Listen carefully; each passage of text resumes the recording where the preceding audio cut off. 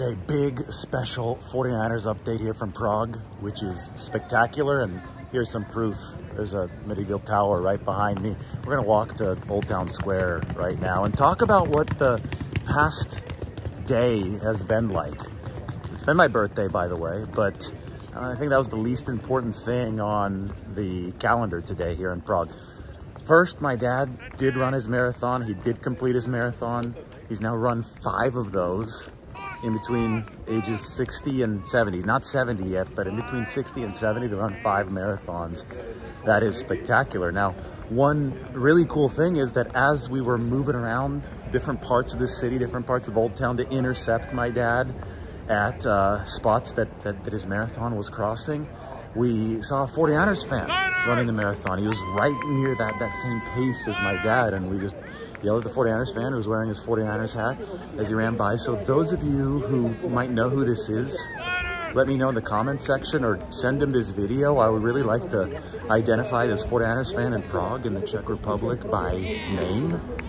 And when we do that, then we can probably congratulate him. And what is the purpose of social media if you're not going to be able to use it to identify the 49ers fan doing a good job finishing a marathon here in Prague, this spectacular city. So as soon as that was done, we shot up to a soccer field that has been turned into an American football field, the Prague Black Panthers, a team that was founded back after the revolution. They had communism here. They weren't allowed to have any American ideas in American sports, but after that fell in 1989, after this turned back into a democracy, there was a group of Czech people who really wanted to play American football, and they founded an American football team that later became known as the Prague Black Panthers. So we saw them play the Danube Dragons from Vienna, and it just so happens that the current head coach of the Prague Black Panthers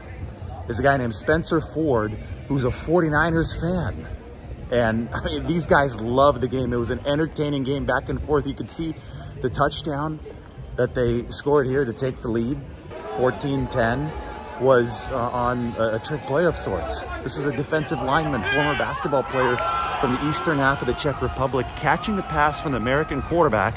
You're only allowed to have 3 Americans on a team, but he catches the pass from the American quarterback after he had lined up as eligible on the play. Just awesome stuff. They had a beer garden at the stadium. They had some Czech sausages on a grill. Remember that Anthony Bourdain called Prague the land that vegetables forgot.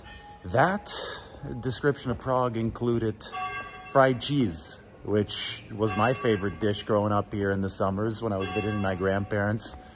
Delicious as always. Every American that I show fried cheese absolutely loves it. I think these are the 11 p.m. bells here in Prague as I walk through Old Town. We're walking to that church right behind me.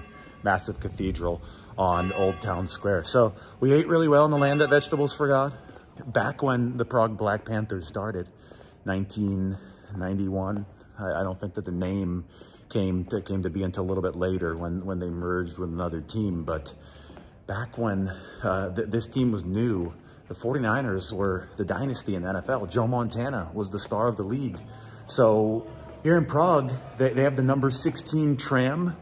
They call it the Joe Montana tram, the members of this Prague Black Panthers team. They call that the Joe Montana tram. They're fans of Joe Montana. Daniel Krabik, who's now the linebackers coach of this team, used to be a linebacker. He was one of the first quarterbacks, maybe the first quarterback of the team back in the early 90s, and he wore number 16 in honor of Joe Montana, who obviously was a figure who was larger than life here in the small but growing Czech American football community. Here's the backside of that cathedral. So we're walking by. You can hear the British guys, the stag parties, going strong, not too far away from me. So, I mean, we saw it every single time I'm here in Prague. We're able to see so much, have so much fun, and we're able to talk a little bit about the San Francisco 49ers. You know, what I wanted to discuss here is what I think the biggest question still on their roster is. I think it's the swing tackle position for the 49ers. What are the 49ers going to do at swing tackle? Is, you know, you look at Jalen Moore last year.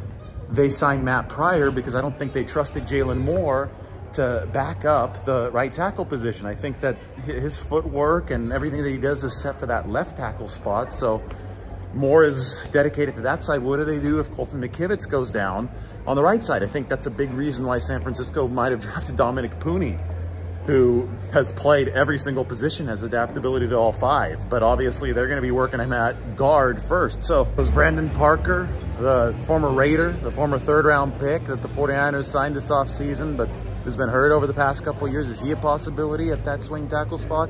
I think absolutely. I also think the 49ers might not be done at this point. I think that they can sign a veteran before the season starts, and I would not be surprised to shore up that swing tackle spot. But I think a lot, you know, might end up hinging, maybe not immediately, but a lot may end up hinging on Dominic Pooney, the 3rd-round pick. San Francisco does, though, need to make sure that that swing tackle position is shored up. So I've made it to Old Town Square. This was the whole idea of this walk. Hopefully I've shown you all the good times that we've had in Prague here right around my birthday on Cinco de Mayo. Also, you know, Prague was liberated end of World War II on May 5th. So it's a big day here as we could see this city that was essentially untouched by World War II and all that bombing, which is why it's so damn beautiful. Look around all of Old Town Square and all these churches. I am walking through the marathon cleanup. Normally Old Town Square would be actually open. There'd be people out here, but you wouldn't have all that's going on around me. But they're cleaning up from the marathon. See a lot of water, a little pile of trash right there. Maybe I shouldn't show that. You can still see how nice it is here. So hell of a weekend in Prague. Next destination is not the US. We're going somewhere cool after this, so stay tuned. We're gonna talk 49ers from there as well. Rookie minicamp is coming up at the end of this week, and obviously I will be back in the Bay Area for that. What is it? 5,000 miles away from here. Beautiful Prague in the Czech Republic. So that's your 49ers update. A little American football here, other side of the Atlantic Ocean, and a good time indeed. We'll talk to you guys all soon.